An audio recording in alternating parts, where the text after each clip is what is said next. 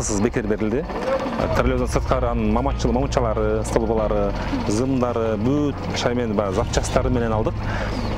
Бизде албетте бул состояниясы жакшы. Себептен троллейбус негизи өзү чыдамдуу, анан узакка иштечү транспорт каражаттарына кирет. Көпчүлүк нараазычылык, маршруткалар эрте токтоп калат деген, жаштар көчөдө калдык деген нараазычылык көп болуп атпайбы?